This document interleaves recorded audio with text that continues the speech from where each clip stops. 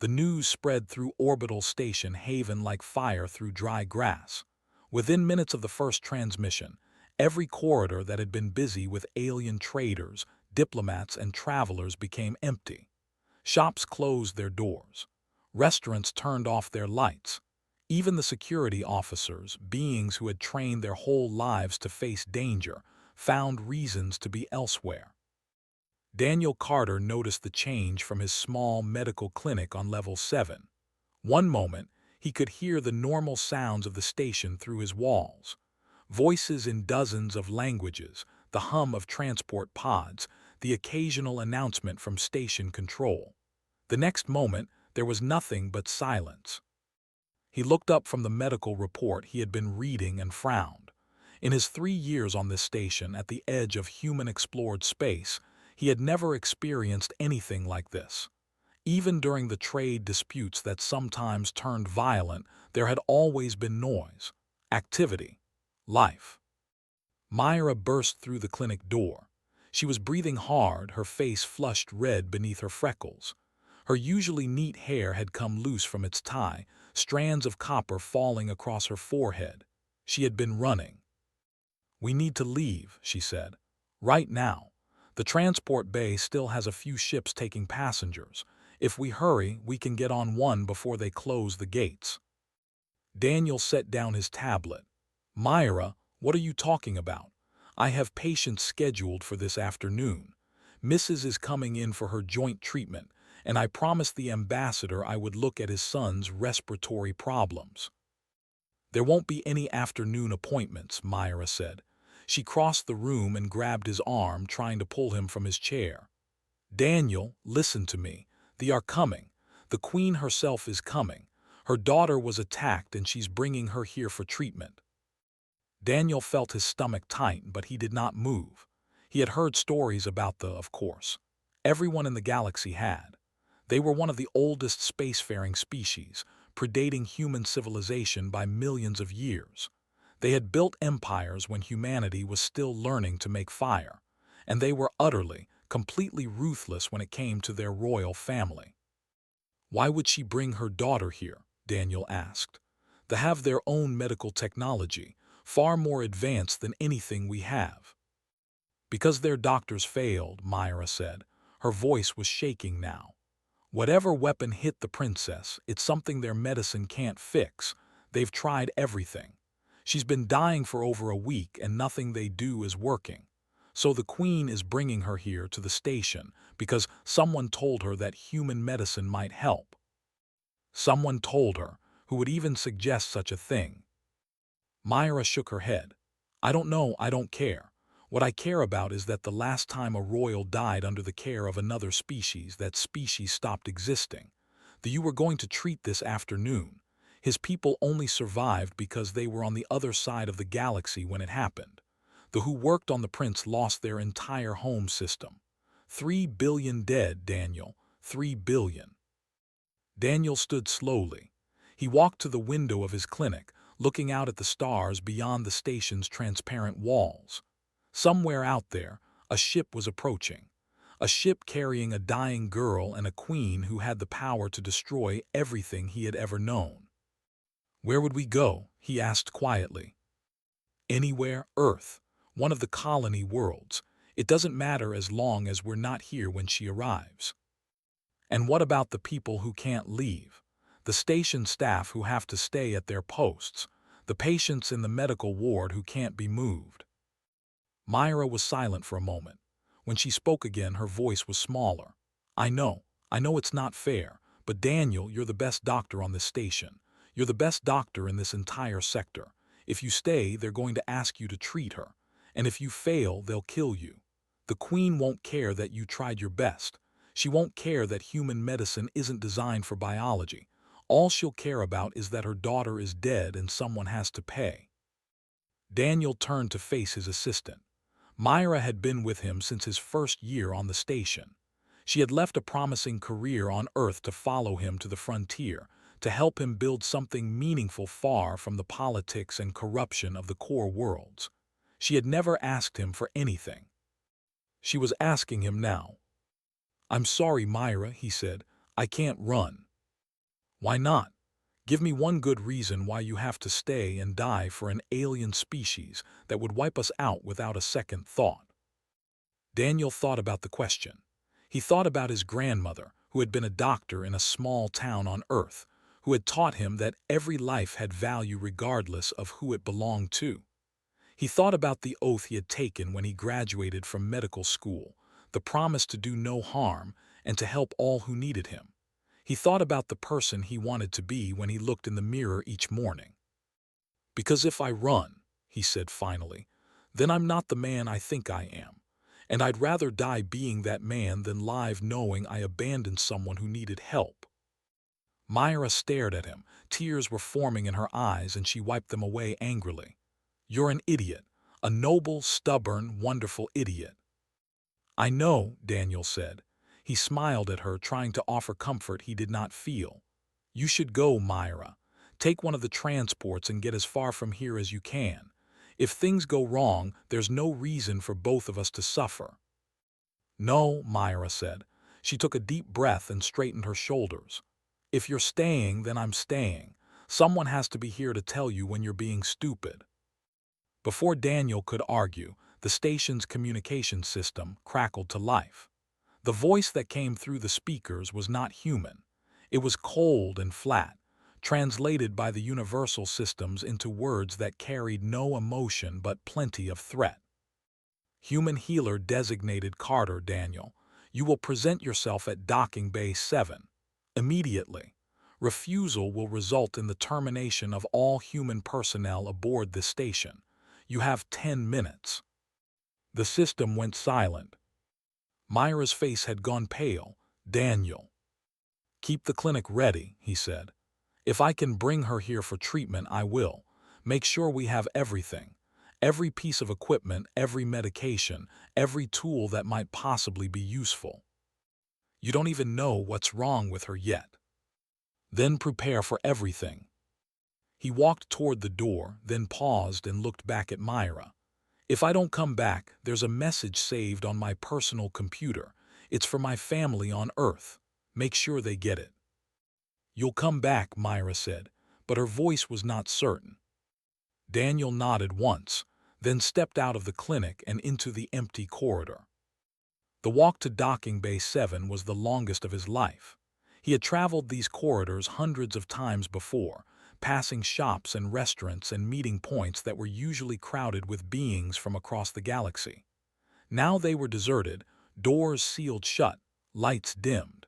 It was like walking through a ghost station. He passed a group of small, furry creatures who normally chattered constantly to each other. They were huddled in a corner, completely silent, watching him with their large, dark eyes. One of them raised a paw as he passed, a gesture that might have been farewell or might have been blessing. He passed a security officer, one of the towering reptilian beings who kept order on the station. The officer was standing at his post, rigid and unmoving, but Daniel could see the fear in his eyes. They remembered what had happened to their cousins who had failed they would never forget. He passed the viewing gallery where travelers usually stopped to admire the stars. It was empty now except for a single figure, an old human woman who sat on a bench and looked out at the void. Daniel recognized her as Mrs., his patient, the one who should have been coming for her joint treatment. Mrs., he said, stopping beside her, you should be in your quarters. It's not safe out here. The old woman looked up at him with calm eyes. I'm 87 years old, Dr. Carter. I've lived through 3 wars, 2 plagues, and a marriage to a man who snored loud enough to shake the walls. I'm not afraid of some alien bugs. Despite everything, Daniel laughed. That's very brave of you. It's not brave, it's just old. When you've lived as long as I have, you stop being scared of dying and start being annoyed at all the time you waste worrying about it. She reached out and patted his hand. You're a good man, Dr. Carter. Whatever happens today, remember that. You're a good man and nothing they do to you can change that. Daniel squeezed her hand gently. Thank you, Mrs. He continued on his way, leaving the old woman to her vigil at the window. Docking Bay 7 was at the far end of the station, reserved for diplomatic vessels and VIP arrivals. Daniel had never had reason to visit it before. As he approached, he saw the guard standing at the entrance, and his steps faltered for just a moment. He had seen images of the before, of course. Everyone had. But images could not prepare a person for the reality. They stood nearly 8 feet tall, their bodies covered in exoskeletons that gleamed like polished black stone. They had 6 limbs, 4 of which ended in hands that looked capable of tearing metal apart. Their heads were elongated, covered in compound eyes that seemed to see everything at once. When they moved, it was with a fluid grace that seemed wrong for creatures of their size. There were 4 of them at the entrance, standing in perfect stillness. They did not react as Daniel approached, but he knew they were watching him. He could feel the weight of their attention like a physical pressure. "I'm Daniel Carter," he said, surprised by how steady his voice sounded. "I was summoned." One of the guards turned its head to look at him directly. Its mandibles clicked together, producing a sound that the translator rendered as speech. "You are the healer. You will follow." It did not wait for a response. It simply turned and walked into the docking bay, expecting Daniel to follow. He did. The royal vessel was the largest ship Daniel had ever seen up close. It filled the entire docking bay, its hull a deep purple that seemed to absorb light rather than reflect it. Strange patterns covered its surface, lines and curves that might have been decoration or might have been something else entirely. As Daniel watched, some of the patterns shifted and changed, and he realized with a start that the ship was alive, or at least part of it was. The guard led him to an entrance at the base of the ship, an opening that had not been visible until they approached. The moment they stepped inside, Daniel felt the change in atmosphere. The air was thicker here, warmer, carrying scents that he could not identify. The walls pulsed with soft light, and he could have sworn he felt a heartbeat through the floor beneath his feet. They walked through corridors that seemed to grow and shrink around them, past chambers filled with equipment he did not recognize, past who stopped their work to watch him pass with their countless eyes. Some of them made sounds that the translator could not interpret, clicks and hisses that carried meanings he could not understand. Finally, they reached a chamber larger than any of the others. It was circular, with walls that curved up into a dome high above. The light here was golden, warm, almost welcoming, and at the center of the chamber on a raised platform stood the Queen. Daniel had thought the guards were impressive. The Queen was something else entirely. She was larger than her soldiers, her exoskeleton traced with patterns of gold that seemed to glow from within. Her head was crowned with structures that looked like a combination of horns and antennae, reaching up toward the dome above. Her eyes, dozens of them, covered most of her face, and every single one was focused on Daniel. But it was not the Queen who held his attention. It was the figure lying on the platform beside her. The princess was young. Even without understanding biology, Daniel could tell that much. Her exoskeleton was a pale cream color, almost translucent, lacking the dark hardness of the adults. She was smaller too, perhaps only 6 feet tall, curled on her side on a bed of what looked like woven silk, and she was clearly dying. Through her translucent shell, Daniel could see the damage. Something had pierced her thorax, leaving a wound that wept a fluid the color of starlight. The tissue around the wound was dark, corrupted, and the corruption was spreading. He could see it creeping outward in fractal patterns like ice forming on a window. Her breathing was shallow and irregular, each breath a struggle. "You are the human healer," the Queen said. Her voice filled the chamber, resonating through Daniel's bones. "You will explain why I should allow you to touch my daughter." Daniel tore his gaze from the princess and looked up at the Queen. "Your Majesty, I'm a doctor. I've spent my entire adult life learning to heal the sick and injured. I don't care what species my patient belongs to. I only care about helping them get better." "Pretty words," the Queen said. "But words are easy. Your species is known for its words. It is also known for its cruelty, its violence, its endless capacity for destruction. Why should I trust you with the life of my only daughter? Because you have no other choice, Daniel said simply. If your own doctors could save her, she would already be healed. If any other species in this sector could help, you would have gone to them instead. You came here because you believe human medicine might succeed where everything else has failed. I'm the best human doctor on this station. I'm your best chance. The Queen was silent for a long moment. Her eyes never left Daniel's face, and he had the uncomfortable feeling that she was seeing far more than just his physical appearance, that she was looking inside him, examining his thoughts and memories and intentions. My advisors warned me against this, she said finally. They said that trusting a human was foolish, that your species cannot be relied upon, that you will betray us at the first opportunity. With respect, Your Majesty, your advisors are not here. You are, and so is your daughter. Whatever you decide, decide it quickly, because every minute we spend talking is a minute she spends dying. Another long pause, then slowly the Queen stepped aside. Examine her, she said. Tell me what you find. Daniel approached the platform carefully. Up close, the princess looked even worse than he had feared. Her exoskeleton was hot to the touch, far warmer than it should have been. The wound in her thorax was deep, and he could see fragments of something metallic embedded in the tissue. The corruption spreading from the wound was not natural. It moved with a purpose, a pattern that spoke of design rather than disease. He had seen something like this before. I need better light, he said, and I need my equipment from the clinic, medical scanners, tissue analyzers, the full kit.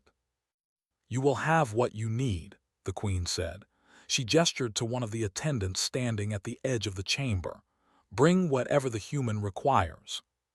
I also need to ask questions, Daniel continued, about what happened to her, where she was attacked, what kind of weapon was used, how long ago it happened. Every detail matters. Ask. Daniel turned to face the Queen again. When was she injured? 8 of your days ago. She was traveling to a diplomatic conference on the world you call New Geneva. Her ship was attacked by raiders. What kind of raiders? Unknown.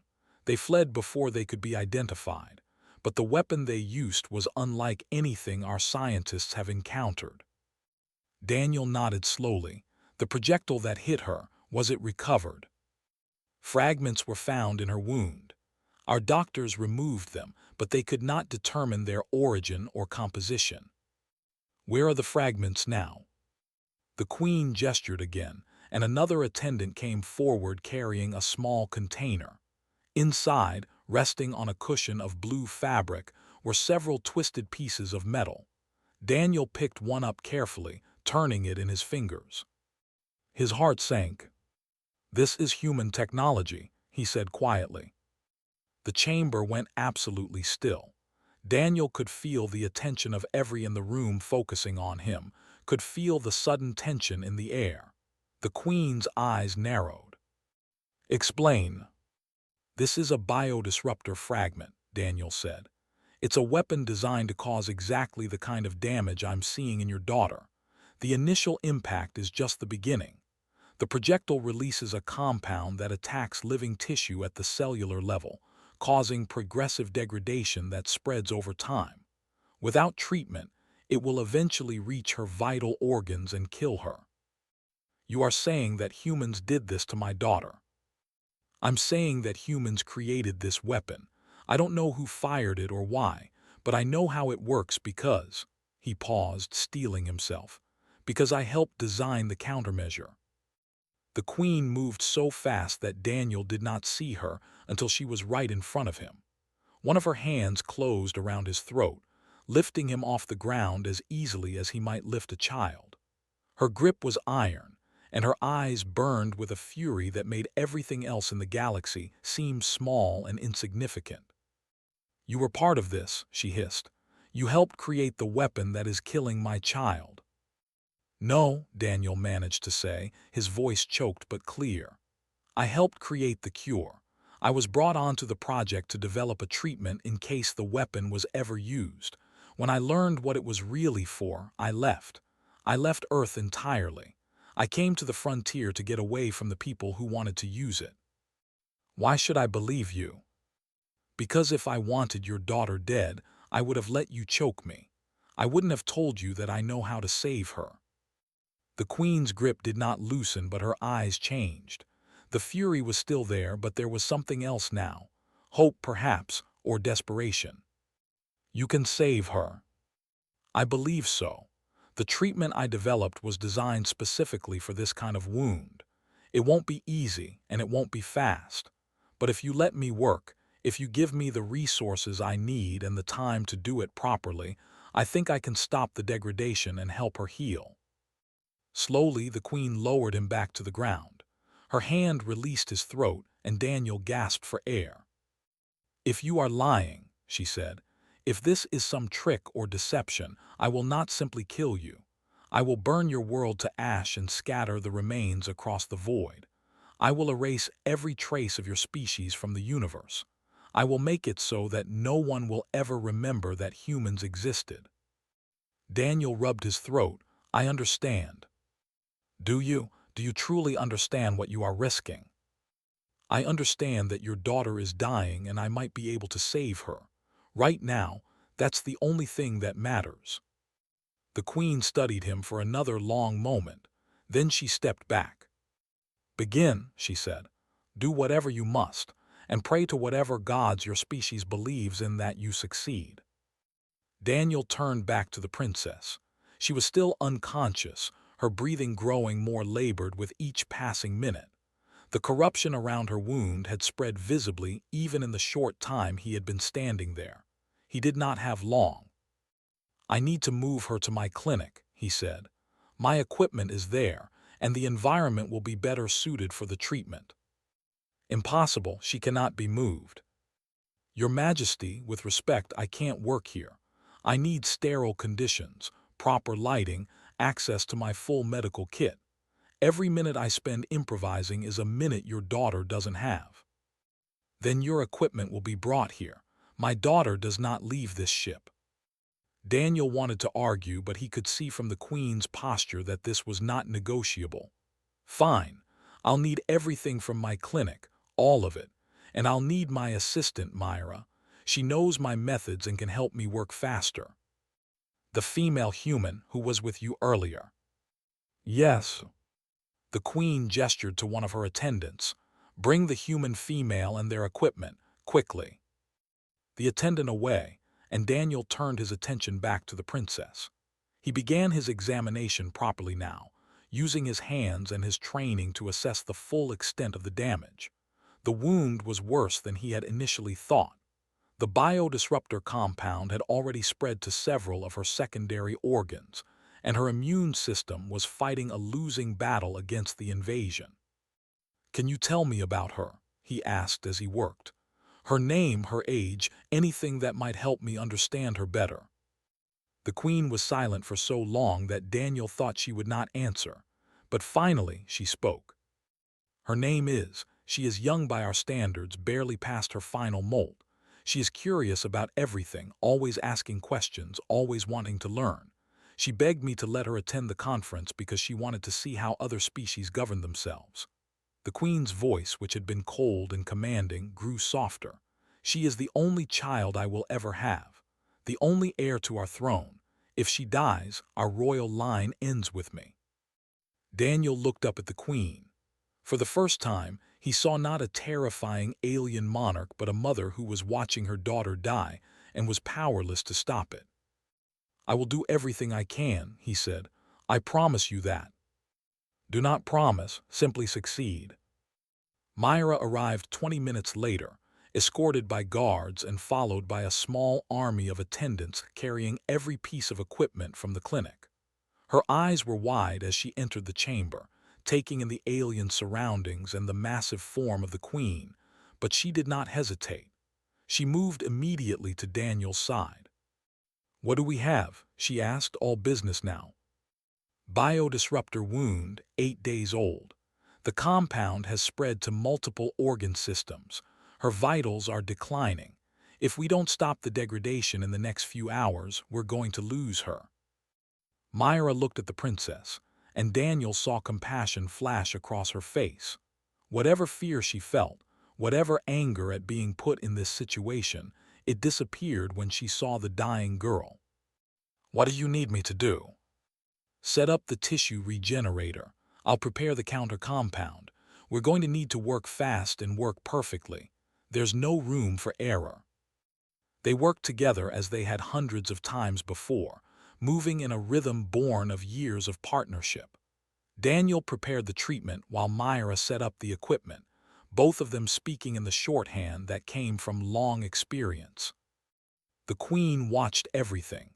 She did not interfere, did not ask questions, simply stood at the edge of the platform and observed with her countless eyes. Her attendants hovered nearby, ready to act at a moment's notice, but for now there was nothing they could do.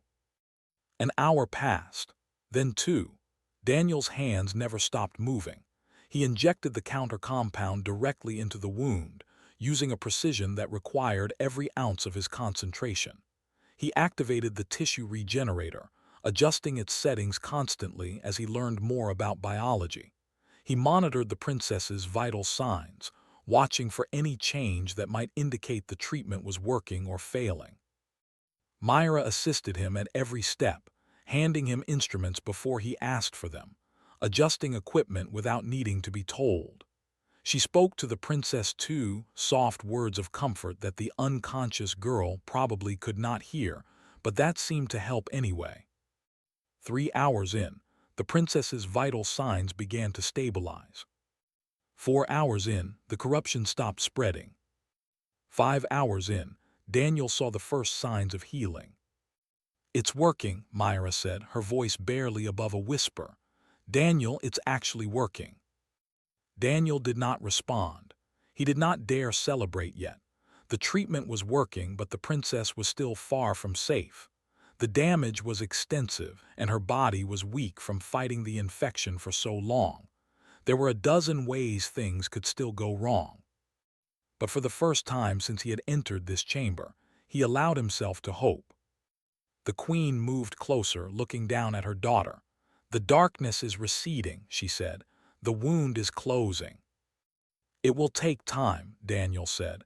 "Days, maybe weeks before she's fully recovered. But yes, the treatment is working. The compound is being neutralized and her body is beginning to heal itself. She will live." Daniel hesitated.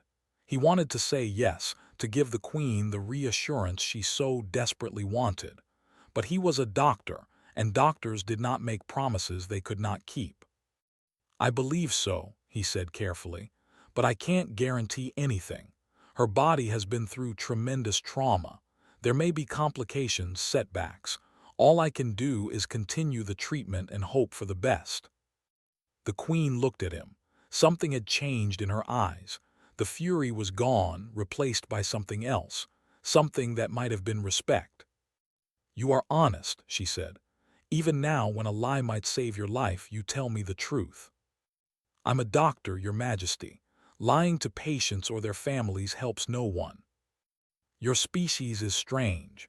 You create weapons capable of destroying worlds, and then you create people capable of such." She paused, searching for the word. "Such kindness. How do you reconcile these contradictions?" Daniel thought about the question. He thought about all the humans he had known in his life, the good and the bad, the healers and the destroyers. He thought about the weapon that was killing the princess and the treatment that was saving her, both products of human minds. "We're a young species, Your Majesty," he said finally. "We haven't figured out who we want to be yet. Some of us choose to build, some of us choose to destroy, and some of us are still deciding." "And you, what have you chosen?" Daniel looked down at the princess, at the girl who was slowly, steadily coming back from the edge of death. "I chose to heal," he said. "It's the only choice that ever made sense to me." The Queen nodded slowly. "Then perhaps there is hope for your species after all." She stepped back, giving him space to work. And Daniel returned to his task, doing what he had always done, what he had always been meant to do. He healed. The hours blurred together after that. Daniel lost track of time, lost track of everything except the princess on the table in front of him. He monitored her constantly, adjusting the treatment as needed, responding to every change in her condition. Myra was his shadow, anticipating his needs, supporting him when his energy flagged. At some point, the queen left the chamber to attend to other matters. Her attendants remained, watching Daniel's every move, but they did not interfere. They seemed to understand that he was doing everything in his power to save their princess. The princess woke once briefly. Her eyes, smaller and fewer than the adults but still compound, focused on Daniel's face. She made a sound that the translator rendered as confusion. "Who are you?" she asked, her voice weak and thin. "My name is Daniel," he said gently. "I'm a doctor. I'm here to help you." "I was dreaming," she said. "I dreamed of a warm world with blue skies and green lands. There were creatures there, soft and small, and they told me that everything would be all right." "Everything will be all right," Daniel said. "You just need to rest and let your body heal." "Are you one of those creatures, from the warm world?" Daniel smiled. "Yes, I'm from a place called Earth. We have blue skies and green lands." "It sounds beautiful." "It is. Maybe someday when you're better you can visit." The princess's eyes closed, and she drifted back into sleep. But there was a small smile on her face, a peace that had not been there before. Myra was watching him with a strange expression. "You're good with her," she said quietly. "I've never seen you talk to a patient like that." "She's scared," Daniel said. "She's young and she's been hurt and she doesn't understand what's happening. Anyone would be scared. She's an alien, a member of a species that threatened to destroy humanity. She's a child. That's all that matters right now." Myra nodded slowly. "You're a better person than me, Daniel Carter." "I'm not. I'm just doing what I know how to do." The treatment continued. Hour after hour, the princess's condition improved. The corruption continued to recede. Her vital signs grew stronger. The wound in her thorax began to close, new tissue forming where destruction had reigned. 20 hours after he had begun, Daniel finally allowed himself to step back. "She's stable," he said. "The counter compound has neutralized the biodisruptor completely. Her body is healing on its own now. She's going to be okay." Myra caught him as his legs gave out. "Easy," she said. "You've been standing for 20 hours straight. Your body isn't going to like that." "I'm fine," Daniel mumbled, but he was not fine. He was exhausted beyond anything he had ever experienced. His muscles ached, his eyes burned, and his mind felt like it was wrapped in cotton. "You're an idiot," Myra said, but there was affection in her voice. "A brilliant, wonderful idiot. Now let me help you sit down before you collapse." She guided him to a bench at the edge of the platform, and he sank onto it gratefully. His vision blurred, and for a moment he thought he was going to pass out. But then the queen returned, and suddenly he was very awake. She crossed the chamber in swift strides, her eyes fixed on her daughter. She reached the platform and looked down at the closed wound, at the color returning to her shell, at the steady rise and fall of her breathing. "She will live," the queen said. It was not a question. "Yes, your majesty, she will live." The queen turned to face Daniel. Her eyes, all of them, were shining with something that might have been tears. "You have done what none of my own physicians could accomplish," she said. "You have saved the heir to the throne. You have saved my daughter." "I was just doing my job, your majesty." "No, you were doing far more than that." The queen moved closer, and for a moment Daniel was certain she was going to strike him. Instead, she lowered herself to his level, bringing her face close to his. "When we arrived at this station," she said quietly, "I was prepared to burn it to ash if my daughter died. I was prepared to destroy every human settlement in this sector, to wage a war of extermination that would have ended only when your species was no more. I was consumed by rage and grief, and I wanted the universe to burn because of it." Daniel said nothing. There was nothing to say. "But you changed that," the Queen continued. "You, a single human with no power, no weapons, no way to defend yourself. You walked into my ship knowing that your death was almost certain. You faced me without fear, without hesitation. And you saved my daughter when everyone else had failed. I did what any doctor would do." "No, you did what a hero would do. And heroes, Dr. Carter, are rare in this universe." She straightened and stepped back. "I have learned things since we arrived at this station, about the attack on my daughter, about the weapon that was used." Daniel felt his stomach tighten. "What have you learned?" "The raiders who attacked her ship were humans, a faction that calls themselves the Pure Earth Alliance. They believe that humanity should not share the galaxy with other species. They believed that by injuring my daughter, they would provoke me into destroying humanity. They nearly succeeded. Your Majesty, I swear to you that most humans don't share their beliefs. We're not all like them." "I know," the Queen said. "If I did not know, I would not be standing here speaking with you. I would be preparing my fleet for war." She paused. "Your government has been cooperative. They have provided intelligence that allowed my agents to locate the ones responsible. They have been dealt with." Daniel did not ask what "dealt with" meant. He was not sure he wanted to know. "But more importantly," the Queen continued, "your government's cooperation showed me something. It showed me that humans are capable of more than destruction, that you can choose to be better than your worst impulses." She looked at Daniel, "Just as you did today." She reached into a fold of her carapace and a small object. It was a crystal, about the size of Daniel's thumb, glowing with soft golden light. She held it out to him. "Take this," she said. "It is a speaker's crystal. It marks you as a friend of the royal house. Any member of my species who sees it will offer you their protection. Any threat to you will be considered a threat to the throne itself." Daniel took the crystal. It was warm in his hand, and he could feel a faint pulse within it, like a heartbeat. "Your Majesty, I don't know what to say." "Say nothing. Simply accept it. You have earned it, Dr. Carter. You have earned far more than I can give." The Queen turned and walked back to her daughter's side. She stood there for a long moment, looking down at the sleeping girl, and Daniel saw again the mother beneath the monarch. "She will wake soon," the Queen said. "When she does, I will tell her what you did for her. She will want to thank you herself." "There's no need for thanks. I was just doing what I was trained to do." "And yet so few would have done it." The Queen looked back at him. "The universe is full of beings who speak of justice and compassion and mercy, but when the moment comes to act, most of them fail. They find excuses, reasons to look away, ways to justify their cowardice. You did not. You acted, and because of that my daughter lives."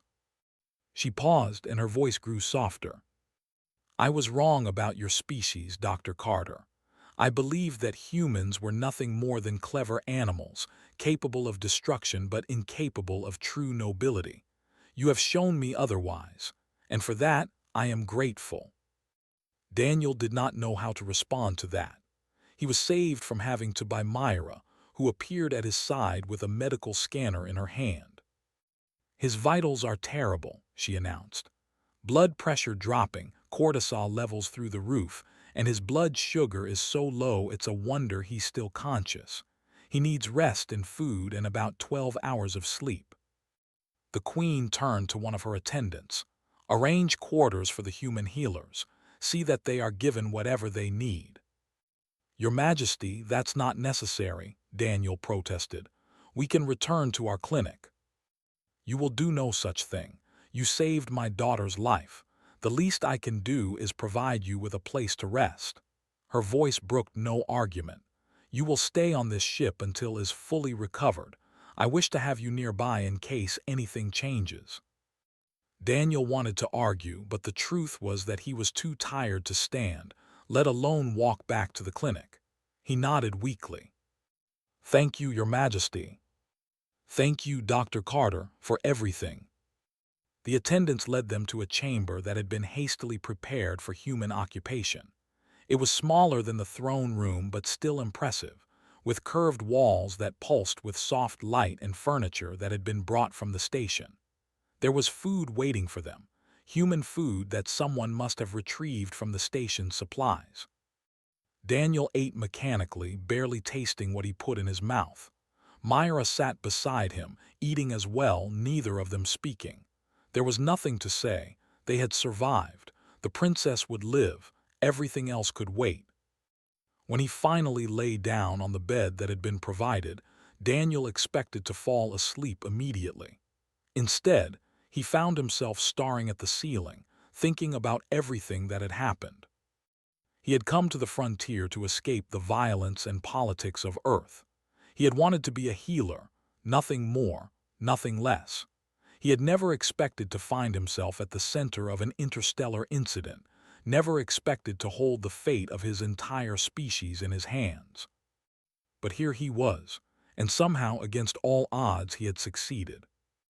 The speaker's crystal sat on the table beside his bed, glowing softly in the darkness. He picked it up and held it, feeling its warmth, its steady pulse.